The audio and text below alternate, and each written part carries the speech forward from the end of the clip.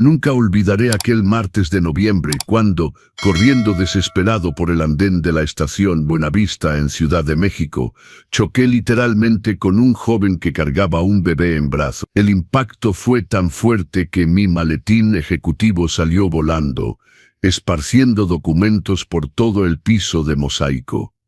Pero lo peor no fueron los papeles dispersos, sino ver cómo aquel muchacho se tambaleaba, intentando no soltar al pequeño que dormía envuelto en una cobija deshilachada. «Perdón, perdón», grité mientras me agachaba a recoger mis cosas. El corazón me latía con fuerza, no solo por la carrera sino por la adrenalina del momento. Mi tren hacia Monterrey salía en exactamente 4 minutos. 4 miserables minutos que podían costarme el contrato más importante de mi carrera profesional. «No se preocupe, señor», dijo el joven con voz temblorosa. Tenía quizás 25 años, complexión delgada, ojos oscuros hundidos por el cansancio. Su ropa, aunque limpia, estaba arrugada como si hubiera dormido con ella puesta. El bebé en sus brazos tendría unos 6 meses, con mejillas regordetas y puños cerrados. Mientras recogía apresuradamente los últimos documentos, lo vi tiritar. Noviembre en la Ciudad de México puede ser engañoso, días soleados pero noches heladas. Y allí estaba ese muchacho, con una chamarra tan delgada que parecía de papel, abrazando a un bebé, que apenas tenía con qué cubrirse. «¿Se encuentra bien?», le pregunté mientras guardaba todo en el maletín. No sé por qué lo hice. Tenía 3 minutos para alcanzar mi tren. 3 minutos que valían millones de pesos en encios. Pero algo en sus ojos, algo en la forma desesperada en que sostenía a ese niño, me detuvo. «Sí, señor, todo bien», mintió. Sus labios estaban azulados del frío. El bebé comenzó a moverse, haciendo ruiditos que anunciaban un llanto inminente. «Último llamado para el tren a Monterrey, andén 5, último llamado», resonó la voz del altavoz por toda la estación. 2 minutos. Me quedaban 2 minutos. «Oiga, tiene dónde quedarse esta noche». Las palabras salieron de mi boca antes de que mi cerebro pudiera procesarlas. Mi lado racional, ese que había construido un imperio empresarial de la nada, gritaba: «Roberto, son los clientes japoneses, es el contrato Kasasaki, corre». El joven bajó la mirada. «Estamos buscando un albergue, señor. Hay uno en la colonia Guerrero que...». «La colonia Guerrero de noche no es seguro, especialmente con un bebé», lo interrumpí. Saqué mi celular y marqué rápidamente a Antonio, mi chofer de confianza. «¿Antonio?» «Sí, soy yo. Escucha. Hay un cambio de planes, señor Mendoza». La voz confundida de Antonio resonó en el auricular. «Estoy en Buenavista. Voy a perder mi tren. Necesito que vengas por 2 personas, un joven y un bebé. Los llevarás a mi casa de Oaxaca». «¿A Oaxaca, señor? ¿Está seguro?» «Completamente. Estarán ahí en 10 minutos». El joven me miraba como si hubiera perdido la razón. Quizás la había perdido. Me quité el saco Hugo Boss y se lo puse sobre los hombros. «Tómalo. Hace frío». «Señor, no puedo aceptar. 1 minuto para el tren a Monterrey. Último llamado». Saqué las llaves de mi casa de Oaxaca del bolsillo. Esa casa, mi refugio, el único lugar donde encontraba paz. La antigua hacienda de mi madre, donde pasábamos los veranos cuando yo era niño. Las llaves brillaban bajo las luces fluorescentes de la estación. «Escúchame bien», le dije colocando las llaves en su mano temblorosa. «Mi chofer Antonio te llevará a esta dirección. Rancho Santa Elena, kilómetro 12 carretera a Tlacolula, Oaxaca. Es una casa grande, vacía. Hay comida en el refrigerador, ropa de cama limpia, calefacción. Quédate el tiempo que necesites. Pero señor, yo no puedo, no lo conozco. ¿Por qué haría esto? ¿Cómo te llamas?», le pregunté. «Carlos, señor». «Carlos Ramírez, y él es Diego», señaló al bebé, que ahora lo miraba con esos ojos enormes que tienen los niños. «Pues Carlos, yo soy Roberto Mendoza, y estoy haciendo esto porque me detuve». «¿Por qué lo estaba haciendo?». «Porque alguien tiene que hacerlo. Antonio tiene mis instrucciones. Confío en él y ahora confío en ti. Solo cuida bien al pequeño Diego y cuida mi casa. Le entregué también 500 pesos en efectivo. Para pañales, leche, lo que necesites. Hay una tienda en el pueblo. El silbato del tren sonó. Era mi última oportunidad. Señor, Carlos me llamó mientras yo corría hacia el andén. ¿Cómo le pagaré? ¿Cuándo nos vemos? Ya veremos, grité sin voltear. Antonio tiene mi número. Cuida mi casa. Corrí como no había corrido en años. Mis zapatos italianos de 2.000 pesos resbalaban en el piso pulido. El maletín golpeaba mi pierna. Los pulmones me ardían. A mis 50 años, el cuerpo ya no respondía como antes. Esperen, esperen, grité al personal de la estación. Un empleado en el andén me vio. Señor, el tren ya está saliendo. Por favor. El tren comenzó a moverse. Lento al principio, pero ganando velocidad. Corrí junto a él, la mano extendida hacia la puerta abierta del último vagón. Un conductor me vio y extendió su mano. Agárrese. Nuestras manos se encontraron. Me jaló con fuerza mientras yo saltaba. Por un segundo terrible, mi pie quedó colgando sobre el espacio entre el tren y el andén. Luego estaba dentro, jadeando, sudando, con el corazón latiendo como tambor de banda norteña. Estuvo cerca, señor, dijo el conductor, sacudiendo la cabeza. Muy cerca. Lo sé, respondí entre respiraciones agitadas. Créame que lo sé. Me tambaleé hasta mi asiento en primera clase. Saqué mi pañuelo y me sequé el sudor de la frente. Mis manos temblaban ligeramente mientras sacaba mi laptop del maletín. Tenía que revisar la presentación para los japoneses. Tenía que enfocarme. Pero mi mente seguía en la estación, con ese joven de ojos cansados y el bebé envuelto en una cobija rota. ¿Qué demonios acabas de hacer, Roberto? Me pregunté en voz baja. Le había dado las llaves de mi casa, mi santuario, mi refugio más preciado a un completo extraño. ¿En qué estaba pensando? Papá hubiera dicho que era un tonto, un ingenuo. Roberto, en este mundo no puedes confiar en nadie. Esas eran sus palabras favoritas. La gente te usa, te roba, te engaña, pero algo en Carlos, algo en la forma desesperada pero digna, en que sostenía a ese bebé, me había tocado una fibra. Quizás porque yo mismo me sentía perdido últimamente. Quizás porque llevaba tanto tiempo viviendo solo en mi penthouse de lujo en la colonia del Valle, rodeado de todo excepto de lo que realmente importa. El tren atravesaba ahora la oscuridad de la noche mexicana. Las luces de la ciudad se desvanecían gradualmente, dando paso a pueblos pequeños, campos oscuros, montañas que se adivinaban contra el cielo estrellado.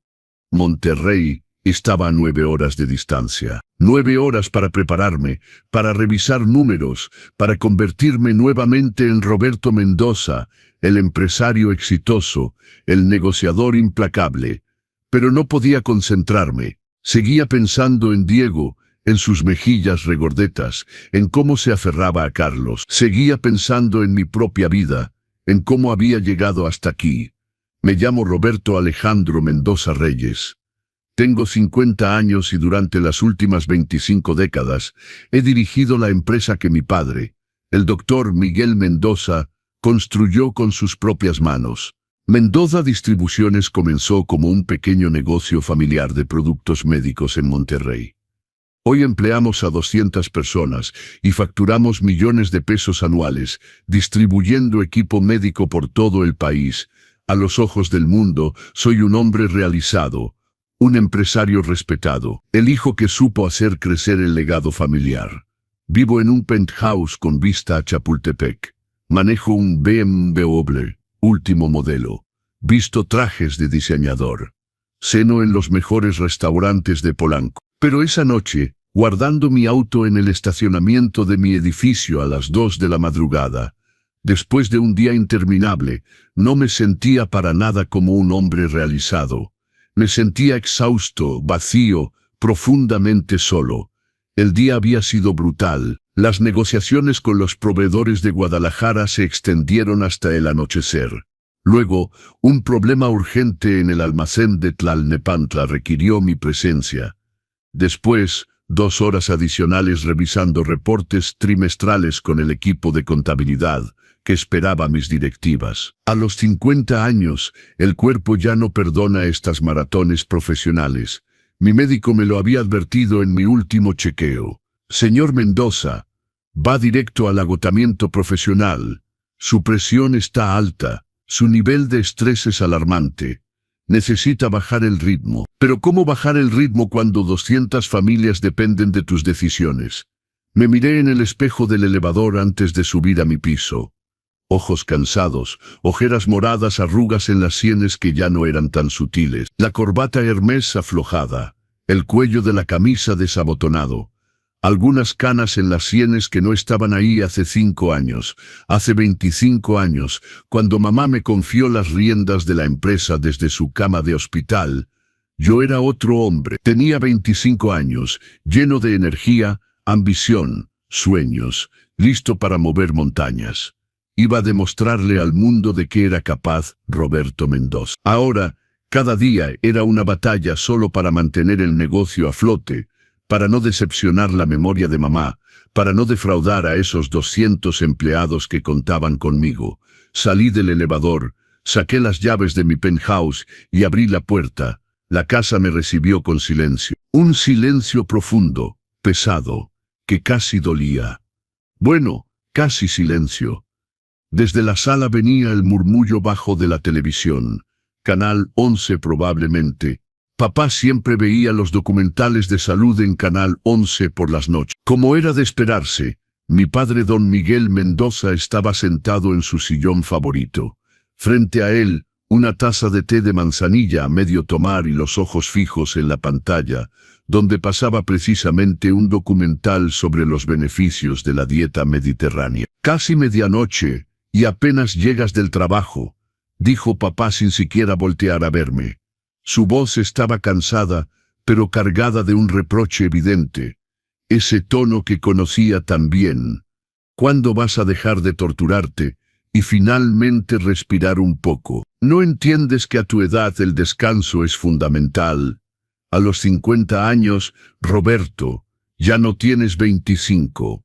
Tu cuerpo necesita recuperación. Sentí mi pecho apretarse. Todas las noches era exactamente lo mismo. Las mismas palabras, el mismo tono de reproche paternal, la misma cantaleta sobre mi salud y mi ritmo de trabajo. Sin responder, fui hasta el mueble bar de caoba que había pertenecido a mi abuelo, tomé una botella de tequila clase azul y me serví un caballito generoso. El líquido ámbar brillaba en el vaso de cristal cortado. Ya basta, papá. Mi voz salió más fuerte de lo que pretendía, casi agresiva. El tequila temblaba ligeramente en el vaso. Escucho estos reproches todos los días. Todas las noches es la misma canción. Papá finalmente apartó los ojos del televisor y se volvió hacia mí. Sus lentes de media luna se deslizaban ligeramente sobre su nariz. Me miró con una expresión de genuina perplejidad, casi herido. ¿Cuáles reproches? Su voz subió de tono. Solo me preocupo por ti, Roberto. Soy tu padre. Es mi trabajo preocuparme. Trabajas como un burro de carga. No te das ni un minuto de paz. Vas a terminar con un infarto como tu tío Rodolfo. ¿Y tú te has preguntado por qué las cosas llegaron a esto? Lo interrumpí bruscamente, tragando un gran sorbo de tequila. El alcohol quemaba mi garganta, pero no me detuve. Bebí más. ¿Por qué mi vida se convirtió en esta máquina infernal de la que ya no puedo salir? ¿Qué quieres decir con eso? Papá se quitó los lentes y los dejó sobre la mesa, enderezándose en su silla con aire alerta, casi desconfiado. Dejé el vaso sobre la mesa con un poco más de fuerza de la necesaria. El cristal tintineó contra la madera. Crucé los brazos, sintiendo algo quebrarse dentro de mí. Dentro de mi pecho, era como si una presa hubiera cedido después de 25 años de presión. Todas las palabras guardadas, retenidas, enterradas durante años, todos los resentimientos no dichos subieron a la superficie como ola gigante. ¿No entiendes que fueron tú y mamá quienes me convirtieron en esto? Mi voz temblaba de emoción contenida. Fueron ustedes quienes moldearon mi vida. Fueron ustedes quienes me separaron de Sofía, alegando que no era suficientemente buena para mí, que no tenía el nivel necesario para una familia como la nuestra. Tomé el vaso y bebí varios tragos nerviosos. El tequila comenzaba a hacer efecto, soltando mi lengua, liberando palabras que había retenido durante un cuarto de siglo. «Sofía», exclamó papá sorprendido, rebuscando visiblemente en su memoria. «Dios mío, Roberto, eso fue hace más de 25 años. ¿Tenías qué? ¿24 años? Era una simple estudiante de Derecho sin un peso en el bolsillo. Vivía en un cuarto de azotea de 9 metros cuadrados. Me amaba», casi grité, mi voz resonando en la sala silenciosa. Me amaba de verdad, sinceramente, por quien yo era, no por mi apellido o mi cuenta bancaria. Pero tú y mamá me convencieron de que merecía algo mejor, de que ella no tenía ambición, de que me jalaría hacia abajo. «Queremos lo mejor para ti», decían una y otra vez. «Mereces una mujer de tu medio, de tu clase social». Papá intentó hablar. Abrió la boca, pero no lo dejé. Las palabras salían ahora como torrente imposible de detener.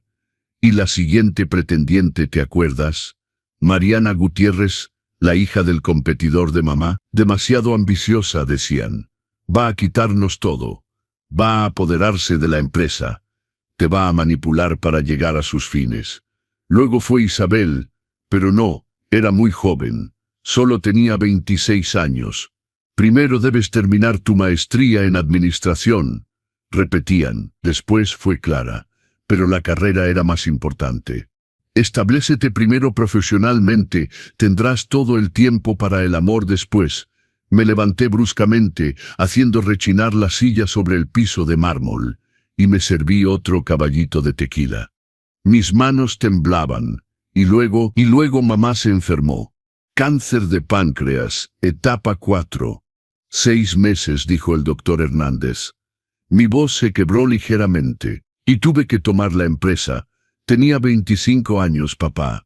25 años. Me volví a sentar en la silla frente a él, las lágrimas comenzando a nublar mi visión. Mamá murió y todo cayó sobre mis hombros. Toda la responsabilidad. Todos los empleados mirándome, preguntándose si el hijo estaría a la altura de la madre. Todos los proveedores probando mi credibilidad. Todos los clientes amenazando con irse porque María Elena Mendoza ya no estaba. Bebí otro trago. Luego otro. ¿Cuándo iba a tener tiempo para conocer a alguien? Dime. ¿Cuándo iba a tener tiempo para construir una relación, para enamorarme, para formar una familia? Trabajaba 14, a veces 16 horas al día, para no dejar que se derrumbara lo que mamá construyó durante 30 años. Pasaba mis fines de semana en la oficina, comía tortas frente a mi computadora, soñaba con balances contables en la noche. Papá permaneció en silencio, los labios apretados en una línea delgada. Sus dedos arrugados jugueteaban nerviosamente con la esquina de la servilleta de tela. Vi su mandíbula tensarse. «No nos culpes por todo», dijo finalmente con un tono que intentaba ser firme pero que temblaba ligeramente. «Siempre hicimos lo mejor, tu madre y yo. Ella lo construyó todo desde cero, lo sabes. Venía de una familia humilde de Veracruz. Trabajó como una loca para crear esta empresa. Solo queríamos que tuvieras un futuro estable, que no cometieras los mismos errores que nosotros, que no sufrieras como nosotros sufrimos. ¿Y dónde está ese mejor futuro?». Solté una risa amarga, casi histérica. «¿Dónde está, papá? Muéstramelo. Tengo 50 años, sin esposa, sin hijos, sin los nietos que tú quieres consentir, sin domingos en familia, sin vacaciones en la playa con niños, sin fiestas de cumpleaños, sin festivales escolares, nada, absolutamente nada». Hice un gesto amplio con mi vaso, derramando algunas gotas de tequila sobre el mantel blanco. «Solo tengo un padre de 76 años que me vuelve loco con sus sermones eternos sobre mi salud y mi ritmo de trabajo. Tengo un penthouse vacío y silencioso. Tengo una cama king size, donde duermo solo. Tengo un refrigerador lleno de comida preparada. Tengo trajes Armani y nadie para quien ponérmelos los domingos. Las palabras seguían fluyendo, imparables. 25 años de dolor concentrado saliendo finalmente a la luz. Y en ese momento, sin saberlo, estaba a solo horas de que mi vida cambiara para siempre. Porque a veces, las decisiones más impulsivas son las que nos salvan. Y esa noche, en una estación de tren, le había dado mis llaves a un extraño. Pero todavía no sabía que 6 meses después, ese simple acto de bondad me llevaría a un descubrimiento que lo cambiaría todo. Si esta historia te está tocando el corazón, suscríbete a nuestro canal y activa la campanita. La continuación te va a impactar aún más. No te atrevas a hablarme así. Papá se levantó bruscamente, tan violentamente que su silla casi se volcó. Su rostro se había puesto pálido, casi gris. Sus ojos brillaban con una rabia que rara vez veía. Soy tu padre, me debes respeto. Y entonces, me levanté yo también, enfrentándolo del otro lado de la mesa.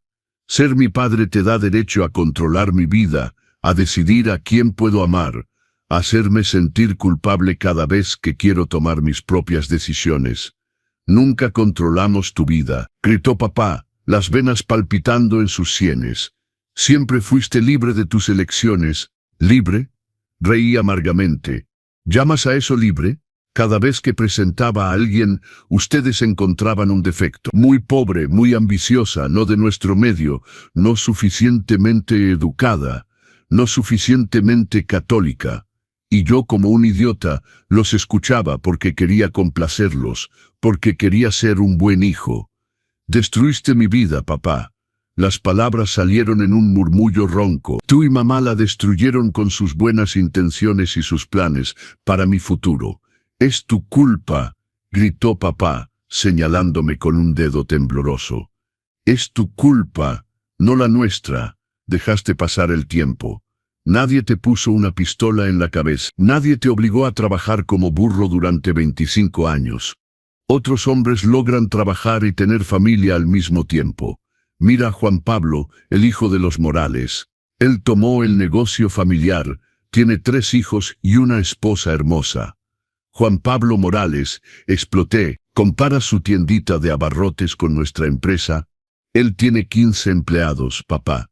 Nosotros tenemos 200 personas que dependen de mis decisiones, de mi éxito, de mi capacidad de mantener la empresa rentable. 200 familias que necesitan que yo sea efectivo cada día.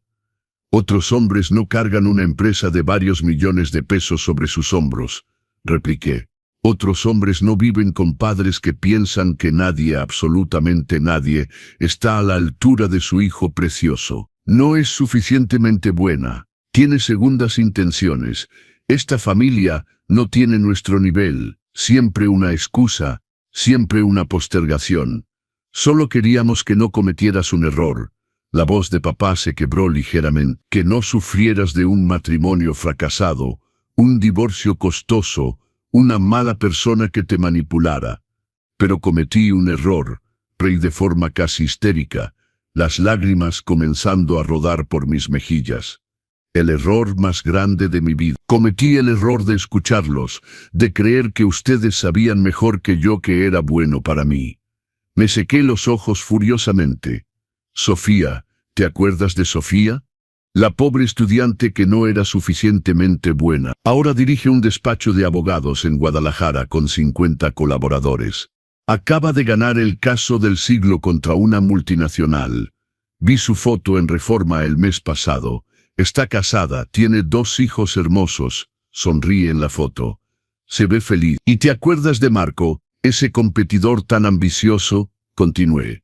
Tiene 2 hijos adultos ahora.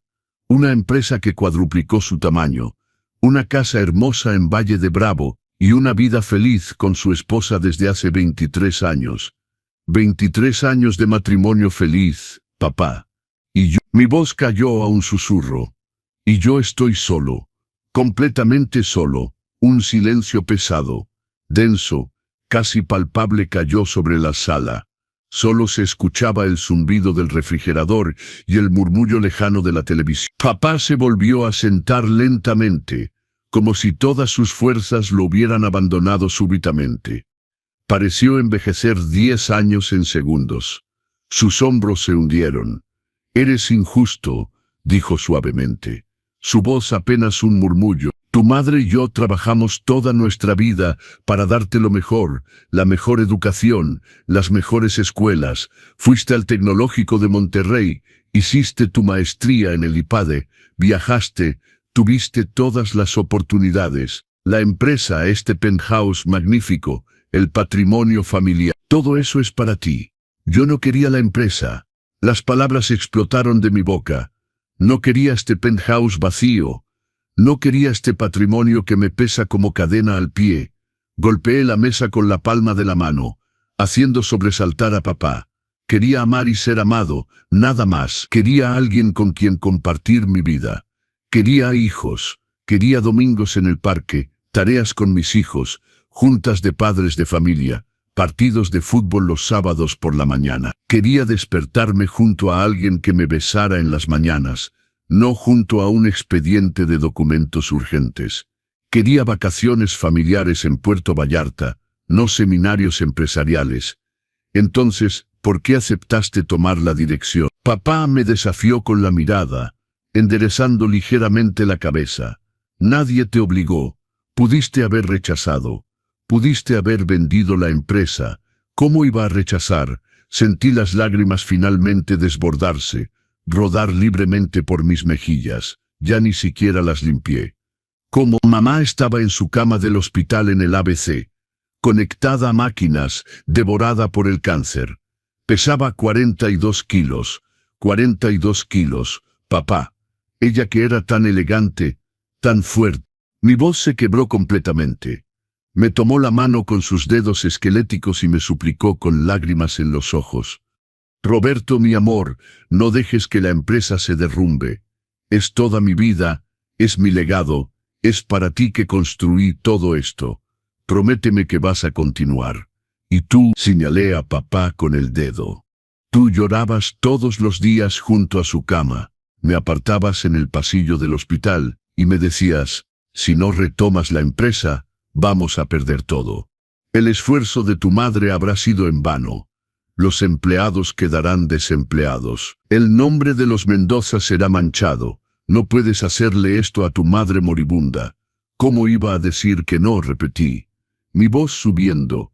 ¿Cómo iba a mirar a mi madre a los ojos durante sus últimos días y decirle, «Perdón, mamá, pero tu empresa me vale. Prefiero vivir mi vida». Dime cómo, papá. Papá se volteó hacia la ventana, incapaz de mirarme. Sus hombros temblaban ligeramente. Vi su nuez de Adán subir y bajar mientras tragaba difícilmente. Yo no sabía que te sentías así», murmuró finalmente, su voz apenas audible. Pensaba que amabas la empresa. Parecías tan motivado, tan determinado. Estaba motivado por la culpa, repliqué, por el sentido del deber, por el miedo de decepcionarlos. ¿Pero amor? No, papá, nunca amé esa empresa. Claro que no lo sabías, respondí más calmadamente, limpiándome finalmente las lágrimas con el dorso de la manga. Nunca lo supiste porque nunca me preguntaste, ni tú ni mamá. Nunca me preguntaron, «Roberto, ¿qué quieres realmente en la vida?» Ya lo sabían, ya lo tenían todo planeado. Terminé el tequila de un trago y dejé el vaso vacío sobre la mesa con un golpe seco. «Necesito irme a dormir». Mi voz estaba plana, vaciada de toda emoción. «Tengo una junta importante mañana a las 9 con inversionistas japoneses. Vienen desde Tokio especialmente. No puedo darme el lujo de verme cansado». Caminé hacia la salida de la sala con paso pesado, mis piernas pareciendo pesar 1 tonelada. Me detuve en el marco de la puerta, la mano en la jamba, sin voltearme. «Tienes razón en una cosa, papá». Mi voz estaba tranquila, ahora casi desapegada. «Perdí mi tiempo. Desperdicié 25 años de mi vida. Pero no pasó simplemente porque yo lo decidí. No pasó porque soy un incapaz o un cobarde. Pasó porque tú y mamá no me dejaron vivir mi propia vida. vivieron la suya a través de mí. Subí lentamente la escalera de mármol que crujía bajo mis pasos, sujetando firmemente el barandal. Mis piernas temblaban, fuera por el alcohol, la emoción o el cansancio, ya no sabía. Entré a mi recámara, cerré la puerta y me recargué en ella. Abajo en la sala, la luz seguía encendida. Veía el resplandor bajo mi puerta. Sabía que esta conversación no cambiaría nada. Papá seguiría pensando que hizo lo correcto, que todo fue por mi bien. Los padres siempre piensan que saben mejor. Discutir no servía de nada. Esta pelea, como tantas otras antes, no resolvería nada, no repararía nada. Mañana en la mañana nos veríamos, intercambiaríamos algunas palabras educadas y frías. Fingiríamos que esta conversación nunca sucedió como siempre. Era nuestra manera de funcionar, evitar, posponer, ignorar. Me desvestí mecánicamente, me puse la pijama y me deslicé en la gran cama vacía. Las sábanas estaban frías, el silencio de la habitación era ensordecedor. Y en ese silencio, los remordimientos comenzaron a invadirme. ¿Por qué había dicho todo eso? ¿Por qué había herido a papá de esa manera? Tenía 76 años, un corazón frágil. Su cardiólogo le había pedido evitar el estrés. ¿Y yo, qué había hecho? Lo había abrumado, acusado, herido. «Bravo, Roberto», murmuré amargamente en la oscuridad. De verdad, bravo, pero otra parte de mí, esa que había retenido esas palabras durante 25 años, se sentía extrañamente aliviada, liberada como si un peso enorme hubiera sido retirado de mi pecho. Cerré los ojos, pero el sueño no vino. Mi mente daba vueltas en círculos, reproduciendo la escena una y otra vez. A la mañana siguiente me desperté con una migraña terrible y un sabor amargo en la boca. El reloj marcaba las 7 de la mañana.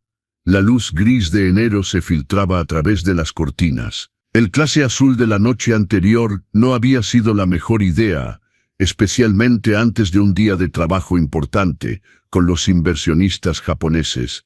Me levanté penosamente, la cabeza pesada, y me arrastré hasta el baño. La ducha caliente ayudó un poco, pero no lo suficiente. Mi reflejo en el espejo era patético. Ojos rojos, cara demacrada, aspecto de enterrado vivo. Perfecto para convencer inversionistas, ironiqué mientras me anudaba la corbata. Al bajar hacia la cocina, esperaba encontrar a papá en su lugar habitual, su taza de café con leche y sus molletes de frijol frente a él. El periódico Reforma desplegado sobre la mesa. Era nuestro ritual matutino desde que vino a vivir conmigo hace 10 años, después de su derrame cerebral leve que lo obligó a jubilarse como cardiólogo. Pero la cocina estaba vacía, completamente vacía. No había taza de café, ni molletes, ni periódico, ni papá sentado en su lugar con sus lentes en la punta de la nariz, comentando las noticias políticas. Solo el silencio. Un silencio extraño, inquietante. Miré el reloj de pared. 7:40. Papá siempre se levantaba a las 6:30 en punto, regular como reloj suizo. Incluso los domingos, incluso los días festivos. Debe estar molesto después de anoche, pensé mientras me servía café en la cafetera Nespresso. Está haciendo berrinche en su cuarto. El sentimiento de culpa me carcomía, pero lo reprimí rápidamente. No tenía tiempo para dramas familiares ahora. Los inversionistas japoneses, el señor Tanaka y su equipo, llegaban a las 9 en punto. Habían tomado un vuelo nocturno desde Tokio, especialmente para esta reunión. Este contrato representaba una expansión mayor en Asia. Millones de pesos, el futuro de la empresa para los próximos 10 años. Bebí mi café rápidamente y dejé una nota sobre el mostrador de la cocina. Papá, llegaré tarde esta noche. Junta importante todo el día. Roberto, corta, fría, distante. Pero era todo lo que podía ofrecer esa mañana. Tomé mi portafolio, mi abrigo Burberry, y salí del penthouse. El frío de enero me abofeteó la cara.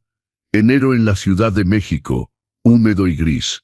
Mi Uber ya esperaba frente al edificio. Buenos días, señor Mendoza, dijo el chofer abriendo la puerta. Buenos días, dirección Polanco, por favor.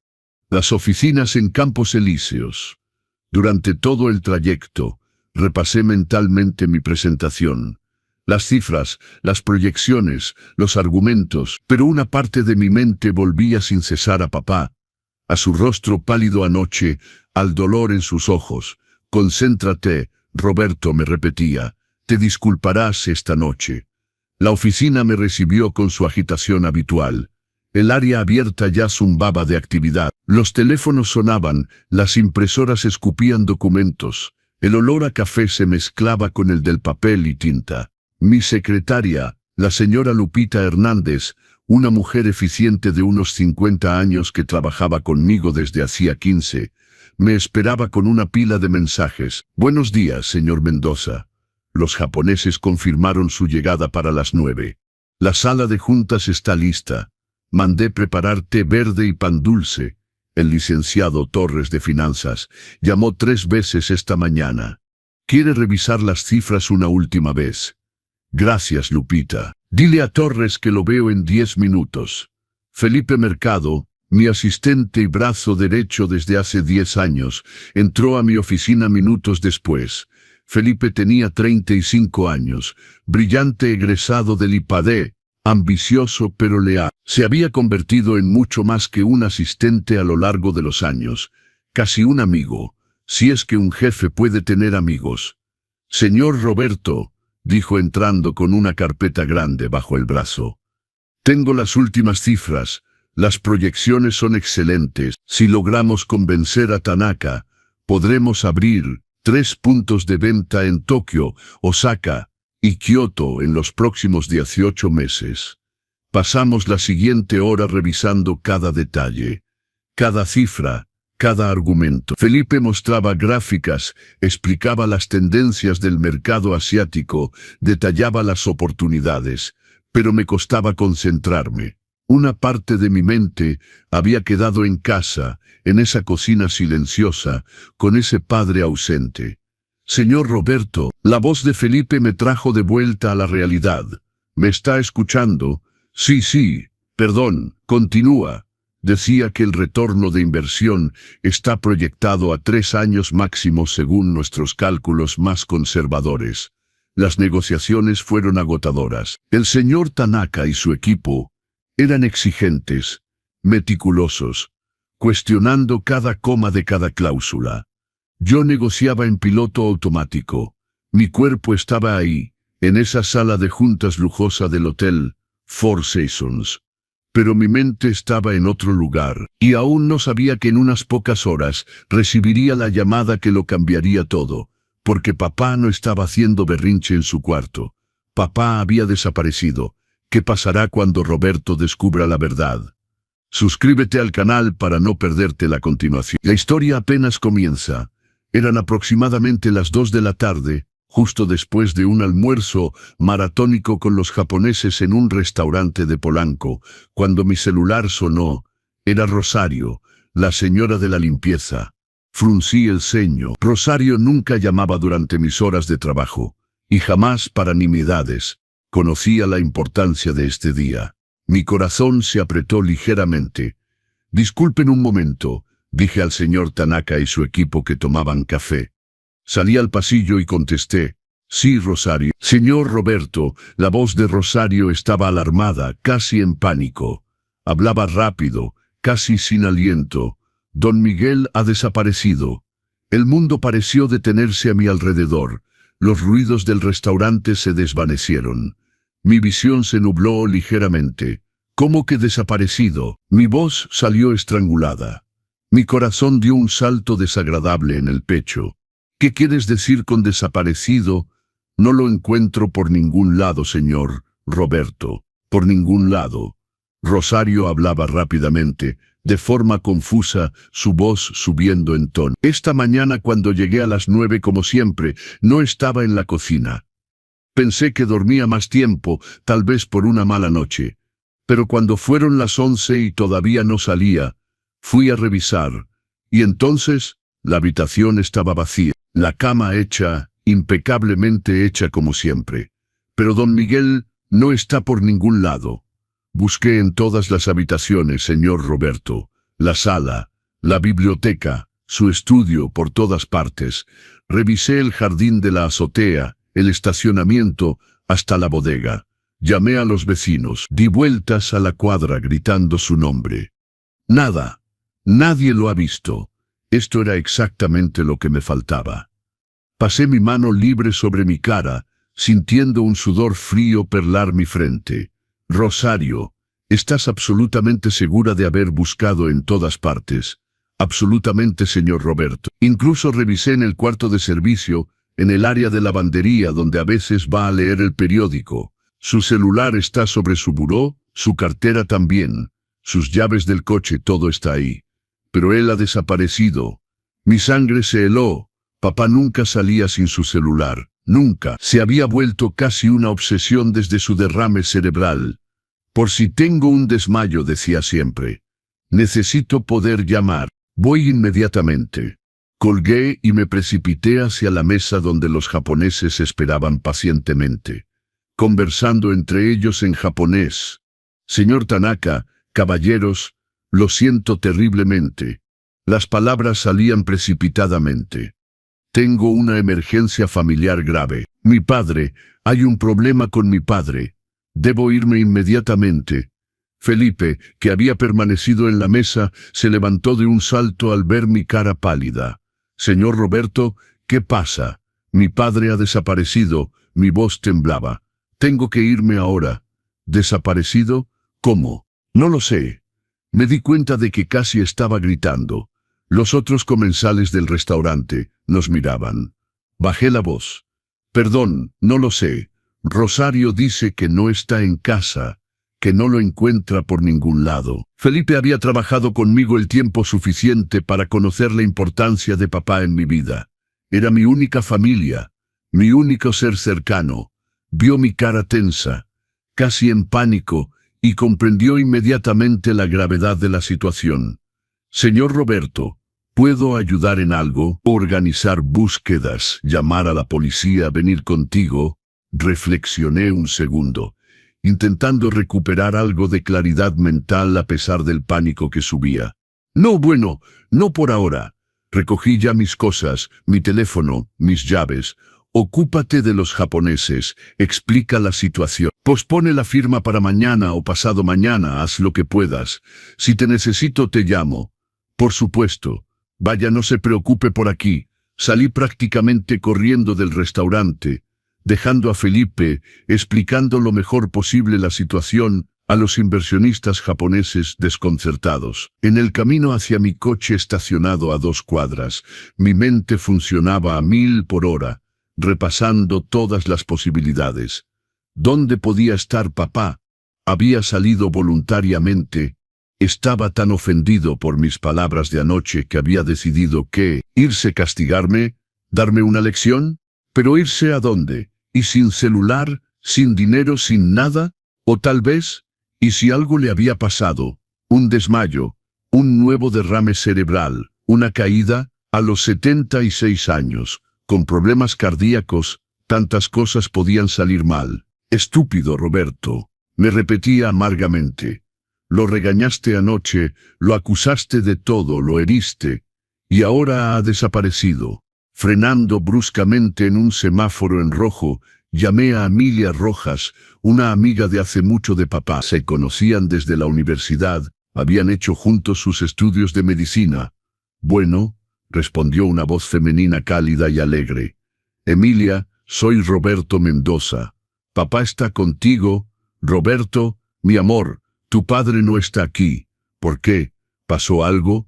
¿Está bien? No, bueno, no lo sé. Intenté mantener mi voz calmada, no ceder al pánico. Solo quería saber dónde había ido. Te llamó hoy por casualidad. Roberto, la última vez que hablamos fue antier por teléfono. Me invitó a tomar el té la próxima semana en el Sandbox de los Azulejos, ese que tanto le gusta. Sonaba de buen humor. ¿Qué es lo que no está bien? ¿Me estás preocupando? No, todo está bien. Mentí, no queriendo causar pánico antes de tener más información. Solo nos cruzamos, nada más. Si te llama, ¿me puedes avisar inmediatamente? Claro, mi amor. ¿Pero estás seguro de que todo está bien? Sí, sí. Gracias, Emil. Colgué y marqué inmediatamente el siguiente número. Valeria Moreno, otra amiga cercana de papá, una antigua colega del Hospital Español. Bueno, Roberto, qué sorpresa. Valeria, perdón por molestarte. ¿Papá está contigo? ¿Don Miguel? No, mi niño. No está aquí. ¿Sabes dónde podría estar? No. No tengo idea. Es extraño. Ayer hablamos por teléfono precisamente y me dijo que hoy iba a ocuparse de sus rosas. Ya sabes, cómo le encanta su jardín de la azotea. Quería podar las rosas trepadoras antes de las primeras heladas serias. Sonaba de buen humor. Mi estómago se retorció. De buen humor antes de nuestra pelea, tal vez. Gracias, Valeria. Si sabes algo de él, llámame por favor. Roberto, ¿estás seguro de que todo está bien? Me estás preocupando de verdad. ¿Tu padre está bien? Espero que sí, Valeria, espero que sí. Al colgar, una idea atravesó súbitamente mi mente. Una obviedad. El panteón. El panteón. Jardín. En Coyoacán. Mamá estaba enterrada ahí. Papá iba seguido, especialmente cuando estaba triste, perturbado, o necesitaba reflexionar. Iba a sentarse en la banca frente a su tumba y le hablaba durante horas. Ella me escucha, decía siempre. Ella me entiende. Tal vez después de nuestra pelea violenta de anoche, había necesitado ir a hablar con mamá, buscar consuelo en ella. Hice inmediatamente una vuelta en U con el coche, provocando un concierto de claxones furiosos, y me dirigí hacia Coyoacán. El trayecto tomó 40 minutos en el tráfico infernal del mediodía de la Ciudad de México. 40 minutos que parecieron durar una eternidad. 40 minutos durante los cuales mi imaginación construía los escenarios más oscuros. ¿Y si papá había tenido un desmayo en la calle? ¿Y si alguien lo había asaltado para robarle la cartera sin saber que no la traía? ¿Y si... Detente, Roberto, me repetía, deja de pensar en lo peor. Pero no podía evitarlo. No debía haberle hablado así anoche, me repetía amargamente, las manos crispadas en el volante. No debía haber explotado así. Tiene 76 años, tiene problemas cardíacos. Su cardiólogo le dijo que evitara el estrés. ¿Y yo? ¿Qué hago? Lo bombardeo con reproches, lo acuso, lo culpo de todo. El Panteón Jardín me recibió con su silencio característico, solo interrumpido por el susurro de las hojas de los árboles centenarios y el canto lejano de los pájaros. Estacioné el coche donde pude cerca de la entrada principal y corrí literalmente por los pasillos pavimentados. Mis zapatos italianos resonaban ruidosamente sobre las piedras. Conocía el camino de memoria. Pasillo principal. Vuelta a la derecha después del monumento a los caídos. Seguir derecho, luego vuelta a la izquierda. Sección 15, fila 8, tumba número 30. La vida es el desafío de enfrentar, la felicidad por merecer, la aventura por intentar. La tumba estaba impecablemente cuidada como siempre. Papá venía religiosamente. Rosas blancas frescas, las favoritas de mamá, adornaban el mármol negro pulido. El pequeño florero de bronce estaba lleno de agua limpia. Ni una hoja seca, ni una brizna de hierba fuera de lugar. Papá claramente había venido recientemente. Pero ahora no había nadie. La banca de piedra junto a la tumba estaba vacía. Desesperadamente vacía. Me acerqué lentamente, como si mis piernas se negaran a aceptar esta realidad. Toqué la banca. La piedra estaba fría bajo mis dedos. Me senté pesadamente, sintiendo mis piernas ceder. Las lágrimas comenzaron a rodar silenciosas, incontrolables. «Mami», murmuré mirando la foto en el monumento. Era una bella foto tomada en su 45º cumpleaños. Sonreía radiante, llena de vida. Imposible imaginar que nos dejaría 5 años después. «Mami, ¿dónde está papá? ¿Qué le pasó?». La doctora María Elena Mendoza me miraba desde la foto con su sonrisa serena, eterna, congelada en el tiempo. «¿Cómo pudo hacer eso?», continué. La voz quebrada. «¿Cómo pudo desaparecer así? ¿A dónde se fue?». Bajé la cabeza, los codos en las rodillas, la cara entre las manos. No quería herirlo, mami, te lo juro. Solo estaba tan cansado de fingir, cansado de sonreír, pretendiendo que todo está bien cuando me siento tan solo, tan vacío. Los sollozos me sacudieron. Tengo 50 años, mami, 50 años y estoy solo, completamente solo. Y ahora papá ha desaparecido. Y es mi culpa, todo es mi culpa. Me quedé ahí largo tiempo, no sé cuánto, 10 minutos, 20, una hora. El tiempo parecía haber perdido todo significado. Finalmente, me levanté, me sequé la cara con la manga del traje y miré una última vez la tumba. Voy a encontrarlo, mami, te lo prometo, voy a encontrarlo y me voy a disculpar. Le voy a decir que lo siento.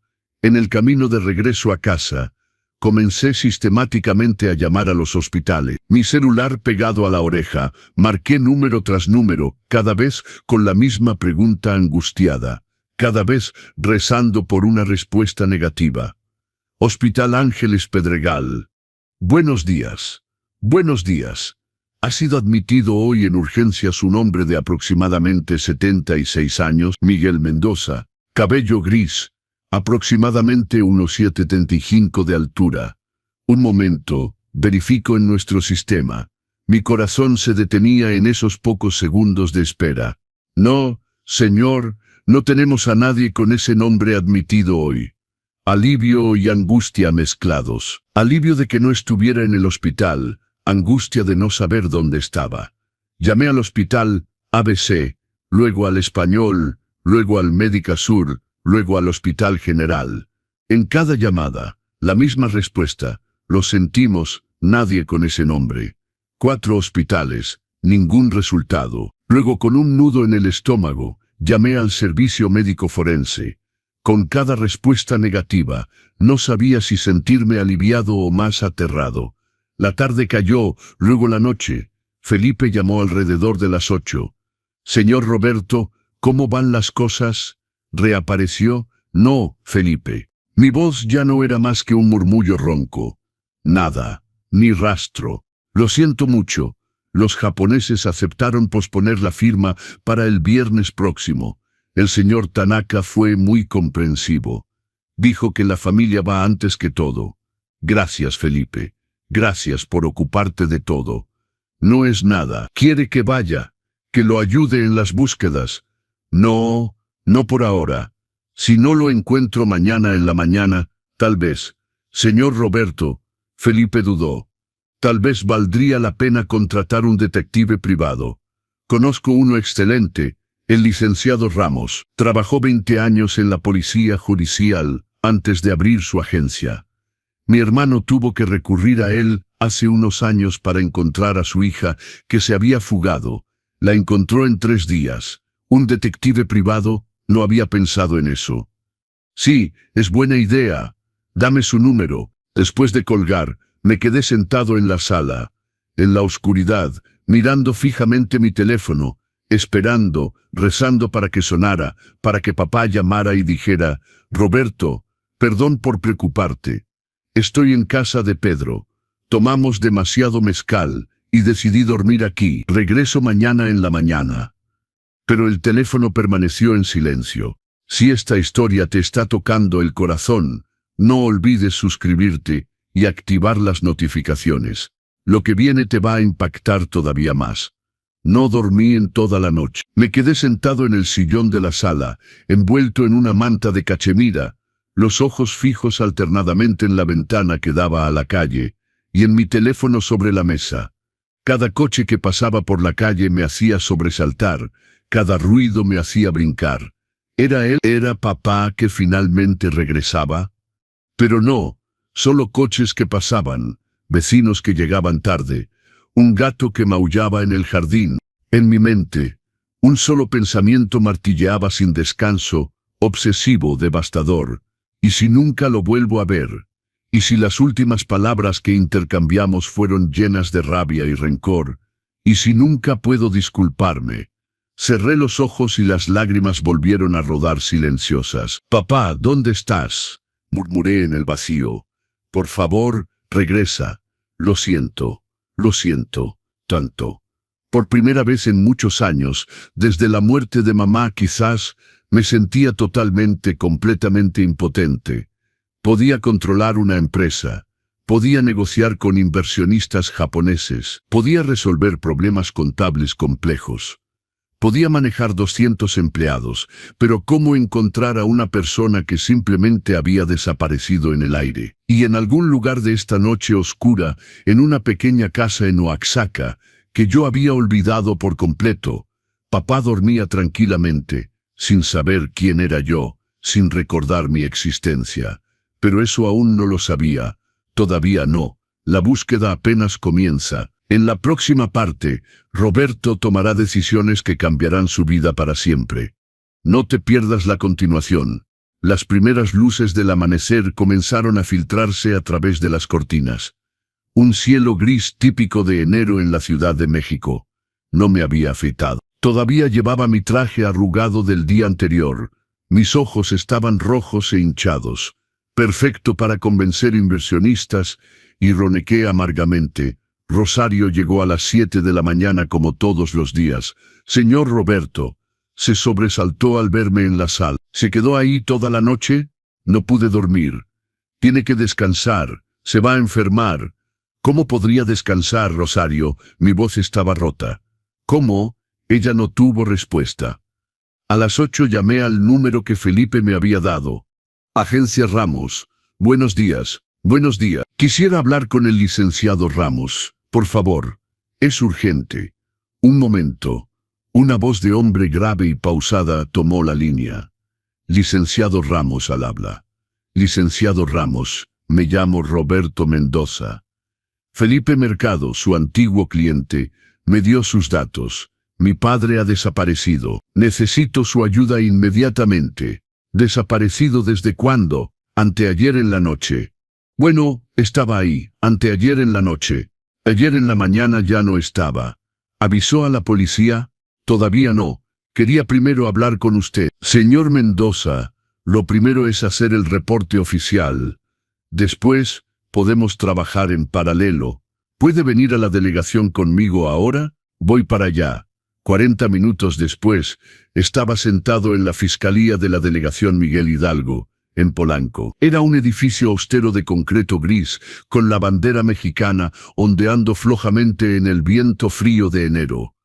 El oficial de guardia, un hombre de unos 40 años con bigote gris y aire hastiado, me recibió sin mucho entusiasmo. Me miró por encima de sus lentes con la expresión de alguien que ya escuchó esta historia 1000 veces. Quiero reportar la desaparición de una persona, dije con una voz que intentaba mantener firme pero que temblaba a pesar mío. Siéntese. Me señaló una silla de plástico incómoda. Nombre de la persona desaparecida. Miguel Mendoza, mi padre. ¿Cuándo desapareció exactamente? Hoy temprano en la mañana. O tal vez durante la noche. No estoy seguro. Lo vi anteayer en la noche alrededor de las 11:30. Y esta mañana ya no estaba. El oficial levantó la vista de su formulario, y me miró con una mezcla de cansancio y leve irritación. Esta mañana. Entiende, señor, que según el procedimiento legal, no podemos oficialmente comenzar búsquedas, sino hasta después de 48 horas de desaparición. Es la ley. En la mayoría de los casos, las personas regresan solas, pero tiene 76 años. Mi voz subió a pesar mío. Me incliné hacia adelante, mis manos agarrando el borde del escritorio. 76 años. Tiene problemas cardíacos. Tuvo un derrame cerebral hace 10 años. Toma anticoagulantes, betabloqueadores.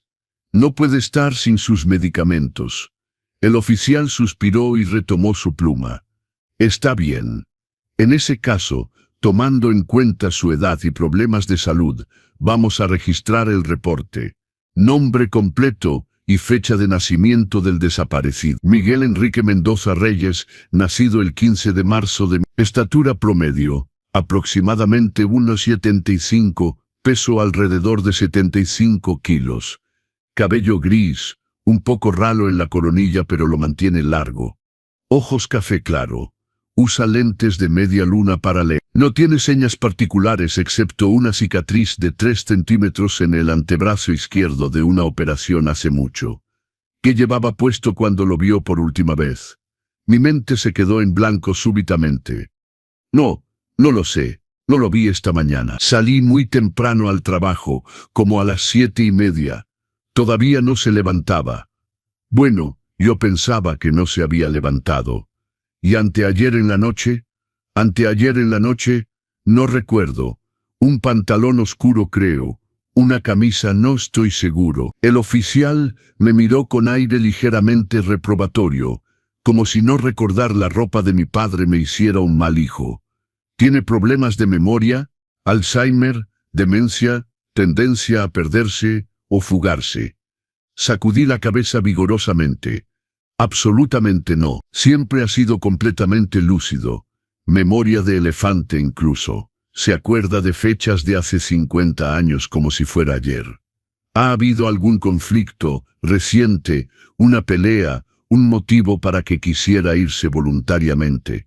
Dudé. Esta pregunta me golpeó como un puñetazo en el estómago. La pelea de anteayer regresó con claridad dolorosa. Cada palabra, cada acusación, cada reproche.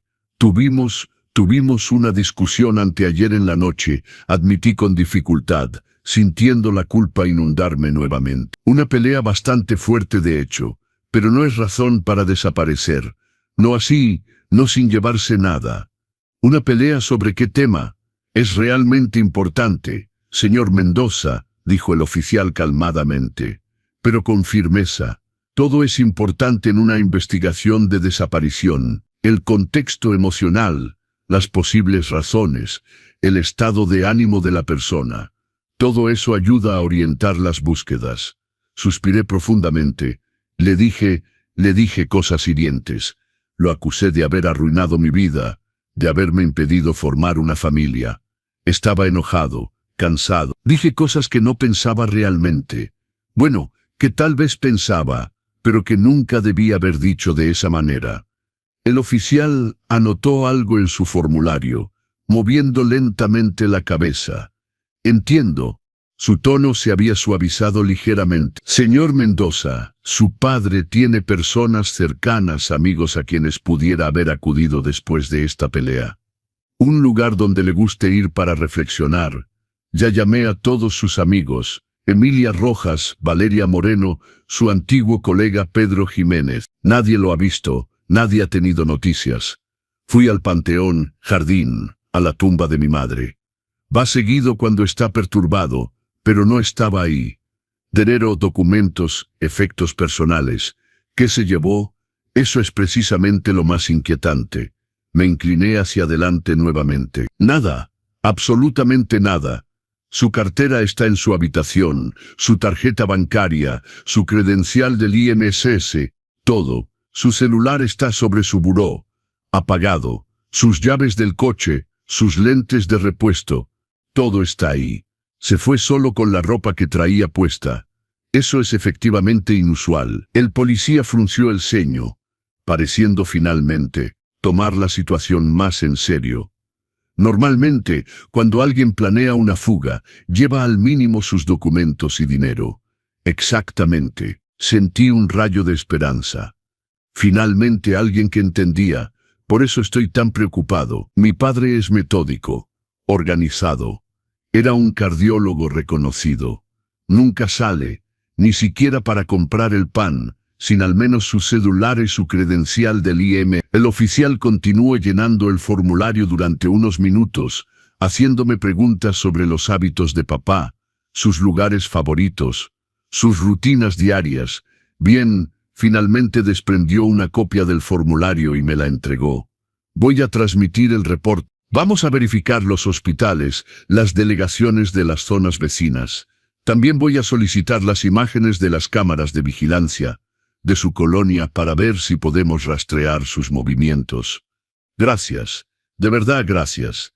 Pero sea realista, señor Mendoza. Me miró directo a los ojos. Tenemos medios limitados. Decenas de personas desaparecen cada día en la Ciudad de México. Hacemos lo posible, entiendo, Y un último consejo, señor Mendoza. Se levantó también. Váyase a casa. Espere. En el 90% de casos como este, las personas regresan solas en las primeras 24 horas. Frecuentemente es solo una reacción emocional, una necesidad de tomar aire, de reflexionar. Su padre tal vez solo quiere darle una pequeña lección después de su pelea. Una lección. Sentí la rabia hervir en mí. Tiene 76 años, oficial. 76, no 17. No es un adolescente rebelde. Aún así, pasa, respondió el oficial con un encogimiento de hombros filosófico. He visto casos de personas mayores que desaparecen voluntariamente para llamar la atención de sus hijos, para hacerles realizar ciertas cosas. Pasa más seguido de lo que se cree. Salí de la delegación con un sentimiento de frustración mezclado con angustia creciente. Nadie parecía tomar esto tan en serio como yo. Regresé a casa donde Rosario había encendido todas las luces del penthouse, como si este derroche de luz pudiera mágicamente traer de vuelta a don Miguel. Señor Roberto, se precipitó hacia mí apenas entré. ¿Noticias? ¿Lo encontró? Nada, Rosario. Dejé mi portafolio pesadamente. La policía va a buscar, pero nada por ahora. Caminé hasta la sala y me dejé caer en el sofá de piel. Toda la energía pareció abandonarme de golpe. Tal vez fue a casa de un pariente, un primo lejano, sugirió Rosario retorciéndose las manos nerviosamente. No tiene parientes cercanos aparte de mí, respondí con voz cansada, vacía. Su hermana murió hace 15 años. Su hermano vive en Estados Unidos. Lo llamé. No ha tenido noticias. Mis abuelos están muertos. Felipe llamó alrededor de las 6 de la tarde. Señor Roberto, ¿cómo van las cosas? Mal, Felipe. Hice el reporte policial, pero no hay avances. Hubo un silencio al otro lado de la línea. Luego Felipe habló cuidadosamente. Señor Roberto, sobre el contrato con los japoneses. El señor Tanaka llamó hoy. Las negociaciones están estancadas desde hace 3 semanas. Quieren saber si todavía está interesado en el contrato. Si no, van a buscar en otro lado. Miré a Felipe como si hablara un idioma extranjero. Los japoneses, el contrato, la expansión en Asia. Todo eso me parecía súbitamente tan insignificante, tan vano. Felipe, mi padre ha desaparecido. ¿Cómo podría pensar en negocios? Lo entiendo, pero señor Roberto, se sentó frente a mí en su oficina, podía imaginarlo. La empresa no puede detenerse. Los empleados cuentan con usted. Este contrato representa millones de pesos. El futuro de la empresa, el futuro de la empresa, repetí amargamente. Siempre la empresa, siempre los negocios. ¿Y mi vida? ¿Y mi padre? Sé que es duro, pero tal vez, debería ir a finalizar este contrato. Las negociaciones van a pasar en Guadalajara. Son 3 meses máximo, usted dijo. Mientras tanto, el licenciado Ramos continuará las búsquedas aquí. Rosario se quedará en la casa por si su padre reaparece, y usted estará localizable 24 horas al día. Irme ahora cuando papá está en algún lugar, tal vez herido, tal vez enfermo. Señor Roberto, Felipe dudó. Han pasado 3 semanas. 3 semanas sin ningún rastro. Las búsquedas están estancadas. Quedarse aquí royéndose las uñas no lo va a hacer regresar. Sabía que tenía razón. Racionalmente lo sabía, pero emocionalmente irme ahora parecía una traición. Abandonar a papá. No lo sé, Felipe, no lo sé. Piénselo. Los japoneses esperan respuesta para mañana. Esa noche, me quedé despierto hasta el amanecer, sopesando el pro y el contra. Por un lado, 200 empleados que dependían de mí. Una empresa que mamá había construido con sus manos. Un contrato que podía asegurar nuestro futuro. Por el otro, un padre en algún lugar de la naturaleza. Tal vez en peligro. Pero ¿qué podía hacer más aquí? Los profesionales buscaban, la policía, el detective. ¿Qué podía yo hacer que no estuviera haciendo ya? A la mañana siguiente, llamé a Felipe. Está bien, me voy. Dile a los japoneses que estaré en Guadalajara el lunes próximo. ¿Estás seguro? No, Mi voz estaba plana, sin emoción. Pero tienes razón. La empresa no puede esperar. Muy bien, voy a organizar todo. Llamé enseguida al licenciado Ramos. Licenciado, me veo obligado a viajar por negocios. 3 meses, tal vez un poco más, a Guadalajara. Pero estaré localizable 24 horas. Si descubre cualquier cosa, me llama inmediatamente. No se preocupe, señor Mendoza.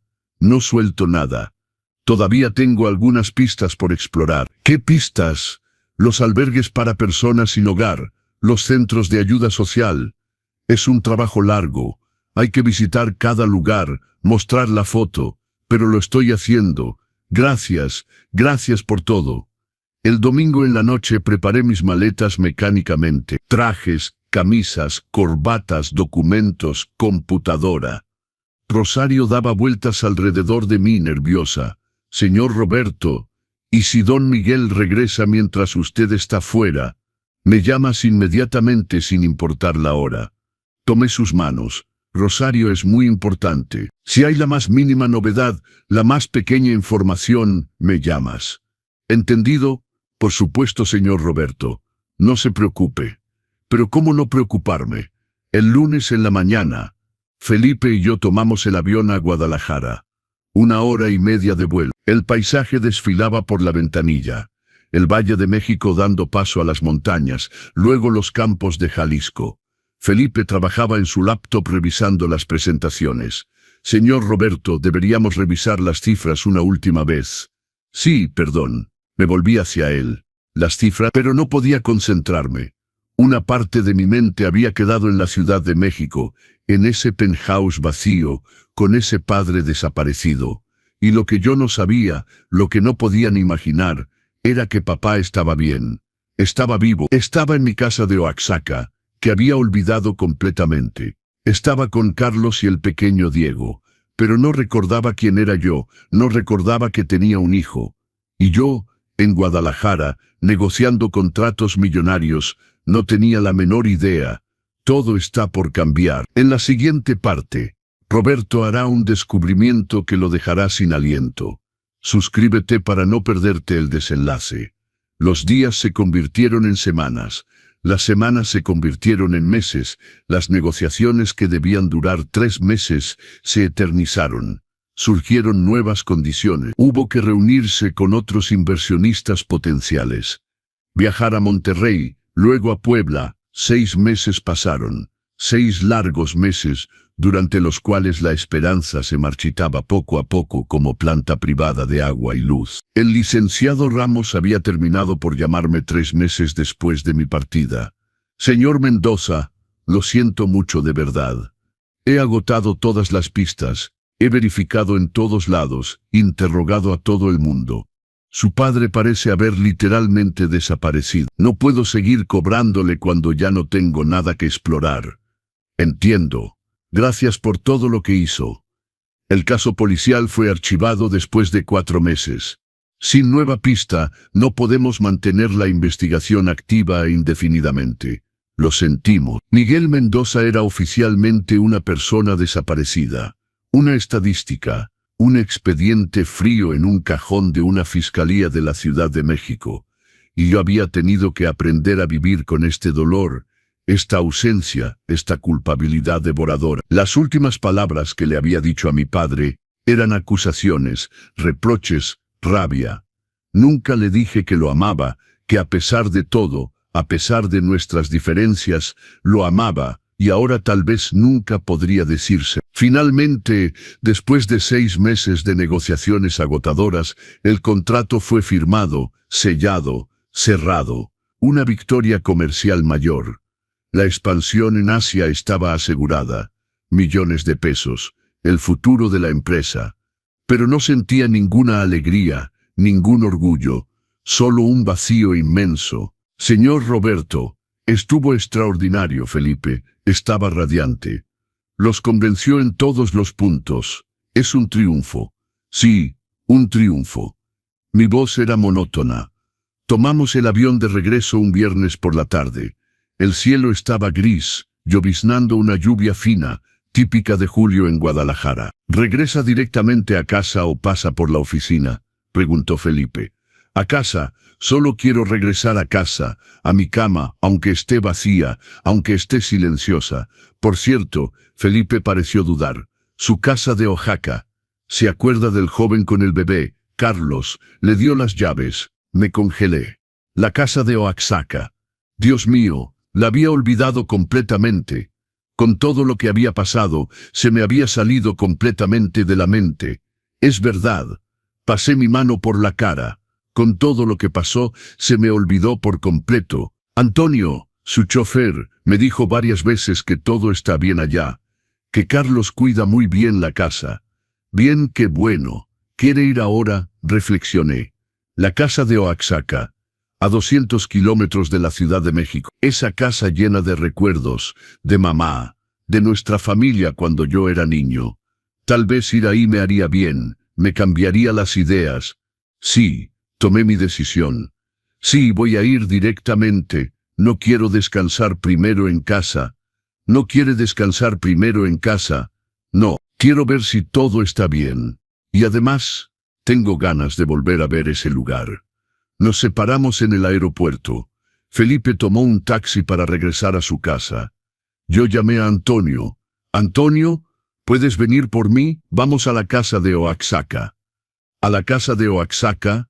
Ahora, no quiere descansar primero. Debe estar agotado después de todos estos meses. No, ahora por favor. Muy bien. Llego en 20 minutos. Antonio llegó con el Mercedes negro. Abrió la cajuela para mis maletas y me sostuvo la puerta. Qué bueno verlo de vuelta, señor Mendoza. ¿Cómo fueron estos 6 meses? Agotadores pero fructíferos. El contrato está firmado. Felicidades. Tomamos la autopista hacia Oaxaca. 3 horas de camino. El paisaje desfilaba por la ventana. La Ciudad de México dando paso a los campos, los pueblos pequeños, las montañas que se adivinaban en la distancia. Por cierto, ¿cómo están Carlos y el pequeño Diego?, pregunté. Oh, están muy bien, Antonio se animó. Carlos es alguien maravilloso, de verdad muy trabajador, muy organizado. La casa siempre está impecable cuando paso. Incluso reparó el portón que rechinaba, repintó la terraza. Consiguió empleo en la tienda de abarrotes del pueblo. ¡Qué bien, me da gusto! Y el pequeño Diego, Dios mío, cómo ha crecido. Ya debe tener casi 2 años. Camina, corre por todas partes, parlotea. Un niño adorable. Me alegro de que les vaya bien. ¿Sabe, señor Mendoza? Antonio me miró por el retrovisor. Lamento mucho lo de su padre. Todavía ninguna noticia. Mi corazón se apretó. No, Antonio. Ninguna. Es terrible. Lo siento mucho. Viajamos en silencio durante un momento. El paisaje cambiaba. La autopista dando paso a las carreteras estatales, los campos hasta donde alcanzaba la vista, los pequeños pueblos oaxaqueños con sus iglesias coloniales y sus casas de adobe. Siempre había amado esta región, sus paisajes tranquilizadores, sus colores suaves. Mamá había comprado esta casa cuando yo tenía 12 años. Para que respires aire puro, decía. Para que conozcas algo más que la Ciudad de México. Pasábamos todos los veranos ahí. Papá venía a reunirse con nosotros los fines de semana. Eran momentos felices, simples, antes de que todo se complicara. El coche dejó la carretera principal y se metió por el camino de tierra familiar. Los árboles de mezquite bordeaban el camino. Era agosto, el calor era intenso pero seco, agradable, y luego la casa apareció al dar la vuelta del camino. Me quedé boquiabierto. La casa había cambiado. Completamente transformada. Los postigos que estaban decrépitos ahora estaban recién pintados de azul claro. Las ventanas brillaban limpias. La terraza que amenazaba con derrumbarse había sido consolidada, repintada de blanco inmaculado. El jardín era magnífico. Los canteros de flores explotaban de color, bugambalias, lavandas, jacarandas. El pasto estaba perfectamente cortado. Los caminos estaban barridos. El lugar parecía vivo, acogedor, amado. ¿Ve? dijo Antonio orgullosamente. Carlos realmente cuida de todo. Es alguien de bien. Salimos del coche. Respiré profundamente el aire fresco del campo. El olor a flores, al heno cortado, a los mezquites. El silencio del campo, solo roto por el canto de los pájaros. Voy a buscar sus maletas de la cajuela. Déjalo, Antonio. Me ocuparé más tarde. Caminé lentamente hacia la casa, admirando las transformaciones. Carlos realmente había hecho un trabajo notable. Mientras rodeaba la casa para ir hacia atrás, hacia el viejo kiosco cerca del pequeño estanque, escuché una risa de niño, clara, cristalina, alegre. Me acerqué, y lo que vi me hizo literalmente congelarme en mi lugar. En el kiosco, en la vieja mecedora de madera que mamá adoraba, estaba sentado un hombre mayor. Un hombre con camisa clara a cuadros, pantalón beige, cabello gris. En sus rodillas, un niño pequeño de cabello rizado oscuro, aproximadamente 2 años. El hombre señalaba el estanque, mostrando algo al niño que reía y aplaudía. ¿Ves, Diego? Los patos. Cuac, cuac, cuac, cuac, repitió el niño riendo. Mi corazón se detuvo. Esa voz. Conocía esa voz. La conocía mejor que la mía. Papá. La palabra salió en un murmullo estrangulado. Incrédulo. El hombre levantó la cabeza y me miró, y vi su rostro. El rostro que había estado buscando durante 6 meses. El rostro que temía no volver a ver jamás. Papá. Esta vez el grito salió de toda mi garganta, desgarrando el silencio pacífico del campo. Miguel Mendoza me miró con sus ojos cafés, que conocía tan bien. Pero en sus ojos no había reconocimiento. Solo curiosidad educada, ligeramente sorprendida. Sí, dijo inclinando la cabeza. ¿Puedo ayudarlo, joven? El suelo pareció abrirse bajo mis pies. Papá. Avancé un paso vacilante, las piernas temblando. Papá, soy yo, Roberto, tu hijo. Papá me miró atentamente, frunciendo ligeramente el ceño, como si intentara buscar en su memoria. Luego sacudió lentamente la cabeza. Lo siento, señor. Su voz era educada pero firme. Pero creo que se equivoca. No lo conozco. No tengo hijos. Las palabras me golpearon como bofetadas. No tengo hijos. No me reconocía. Mi propio padre no me reconocía. Respiraba con dificultad, las lágrimas ya nublando mi visión. 6 meses. 6 meses de búsqueda desesperada. 6 meses de angustia. 6 meses de culpabilidad devoradora. Y papá estaba ahí. Había estado ahí todo este tiempo, en mi propia casa de Oaxaca, a 200 kilómetros de la Ciudad de México. ¿Cómo era posible? Señor Robert, una voz me hizo voltear. Carlos salía de la casa con una canasta de ropa en los brazos. Al verme, su rostro se iluminó con una gran sonrisa. Señor Roberto regresó. Bienvenido. ¿Cómo le fue? ¿Las negociaciones salieron bien, Carlos? Mi voz temblaba. Señalé con dedo tembloroso a papá. Ese hombre de ahí con tu hijo. ¿Quién es? Ah, es don Miguel. Carlos sonrió afectuosamente mirando al anciano. Vive con nosotros. ¿Por qué? El niño Diego se había deslizado de las rodillas de papá, y ahora corría hacia Carlos. Papi, papi. Carlos lo tomó en brazos, lo besó en la frente. Hola, mi amor. Carlos, me acerqué, mis piernas amenazando con ceder en cualquier momento. Mi voz ya no era más que un murmullo ronco. Carlos, ese hombre es mi padre.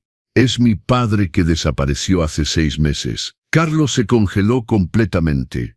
La canasta de ropa se deslizó de sus manos y cayó sobre el pasto. ¿Qué? Su voz no era más que un soplo.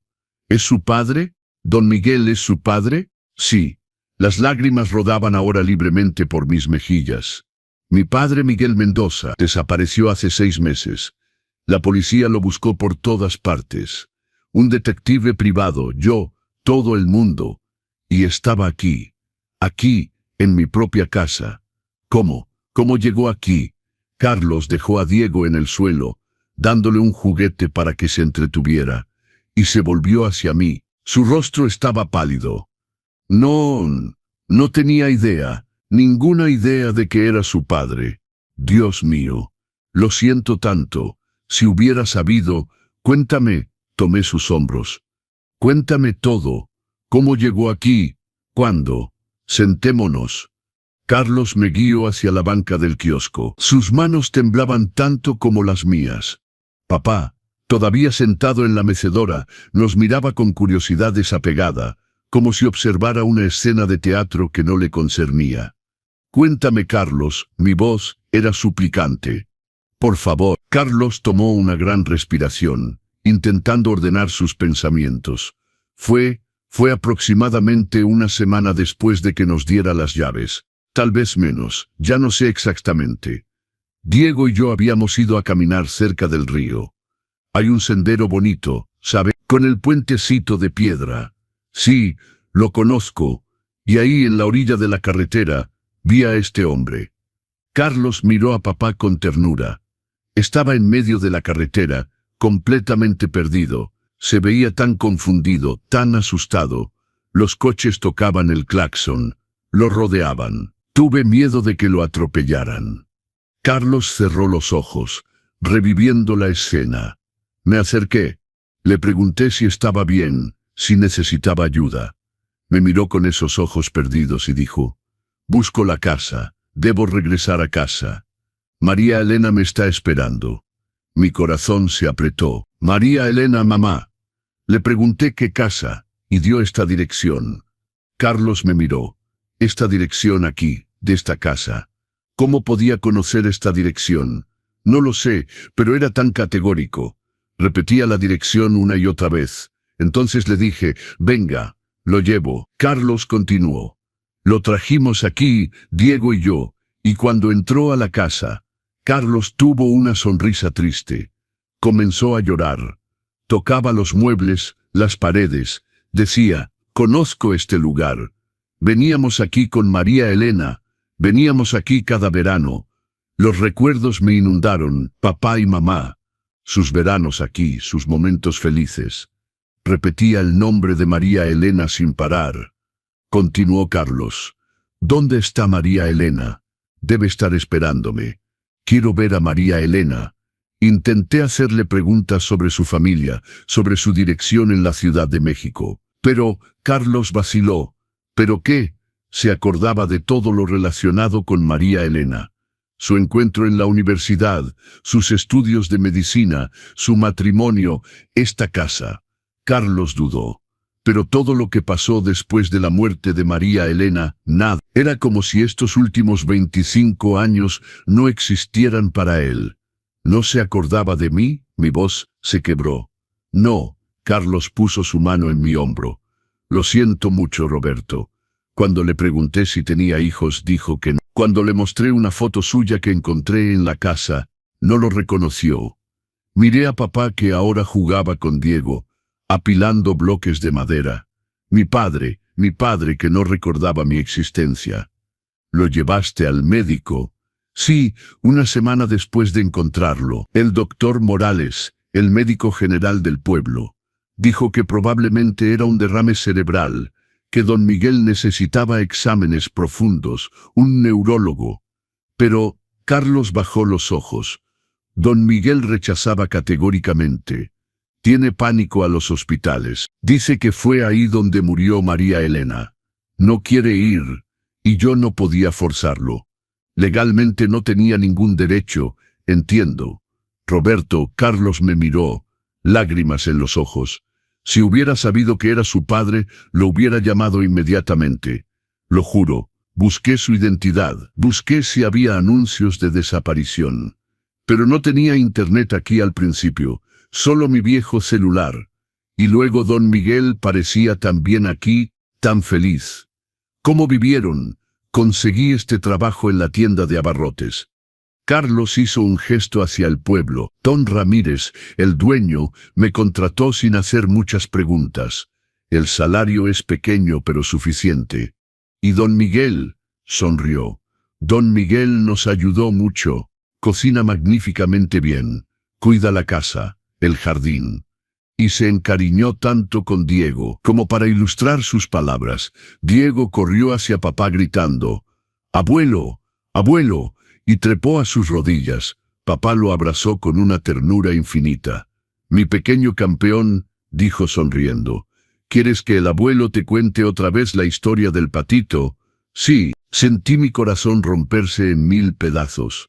Mi padre que no recordaba a su propio hijo, pero que amaba al niño de un extraño como su nieto. Y en ese momento, mientras el sol comenzaba a ponerse sobre los campos de Oaxaca, pintando el cielo de naranja y rosa, comprendí que mi vida estaba a punto de cambiar para siempre. El reencuentro más emotivo está a punto de suceder. En la última parte descubrirás si don Miguel recuperará su memoria. No te lo pierdas. Suscríbete ahora. A la mañana siguiente, llamé al mejor neurólogo de la Ciudad de México, el doctor Morales. «Doctor, soy Roberto Mendoza. Necesito que venga inmediatamente. Emergencia familiar». «Señor Mendoza», lo escucho. «Mi padre desapareció hace 6 meses. Acabo de encontrarlo. Parece haber perdido la memoria. Una pérdida de memoria selectiva. No me reconoce, vive en el pasado, antes de la muerte de mi madre hace 25 años. Necesita examinarlo inmediatamente. Estudios neurológicos completos, resonancia magnética, tomografía. Rechaza los hospitales. Puede venir aquí, a Oaxaca. Es irregular, pero para un caso como este sí. Dame la dirección. Llego esta tarde». El doctor Morales llegó alrededor de las 3 de la tarde con su maletín negro de médico y aire grave. Lo recibí en la puerta. «Gracias por venir tan rápido, doctor. No hay problema. ¿Dónde está el paciente?» «En el jardín, con el niño». Salimos atrás. Papá estaba sentado sobre una manta en el pasto, mostrando flores a Diego. «¿Ve, Diego? Esta es una bugambilia, y esta es lavanda. Su padre parece relajado, en paz», observó el doctor. «Sí, se ve feliz. Eso es lo más perturbador». El doctor Morales se acercó suavemente. «Buenos días, señor. Soy el doctor Morales. Soy médico. Me gustaría examinarlo si me lo permite». Papá levantó los ojos, desconfiado. «No estoy enfermo. Estoy muy bien. Lo sé, es solo un examen de rutina. No dolerá». Después de mucha persuasión de parte de Carlos y mía, papá finalmente aceptó. El examen duró más de 1 hora. Pruebas de memoria, reflejos, coordinación, preguntas. Luego el doctor Morales me apartó. Lejos de papá. «Señor Mendoza, su padre sufrió un derrame cerebral isquémico, probablemente en el momento de su desaparición, o justo antes. Un accidente cerebrovascular, una obstrucción de una arteria en el cerebro. En su caso, afectó las zonas de la memoria episódica, a largo plazo». «¿Qué significa eso?». El doctor suspiró. «Significa que su memoria de los eventos recientes de los últimos 25 años aproximadamente ha sido dañada. Vive en el pasado. Para él, todavía estamos en Milo. Su esposa María Elena todavía está viva. Usted no existe aún como adulto en su memoria. Va a recuperarse. Difícil decirlo. El cerebro es complejo. A veces, con tiempo, rehabilitación, estimulación cognitiva. Algunos recuerdos regresan parcial o totalmente. Pero a veces no. No hay garantía. Sentí mis piernas flaquear. Me apoyé contra la pared de la casa. ¿Qué puedo hacer? Tratamiento médico para evitar un nuevo derrame. Vitaminas, nootrópicos, ejercicios de memoria. Y sobre todo, rodearlo de cosas familiares, fotos, objetos que conoce, lugares que ama, estímulos que podrían reactivar los recuerdos. Esta casa, la conoce. Venía aquí con mi madre. Entonces es bueno, quédense aquí un tiempo. Déjenlo familiarizarse de nuevo con usted. Muéstrenle fotos de familia.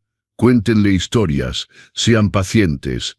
Muy paciente. Esa noche, mientras papá dormía tranquilamente en la habitación de la planta baja, Carlos y yo nos quedamos largo tiempo sentados en la sala, hablando en voz baja.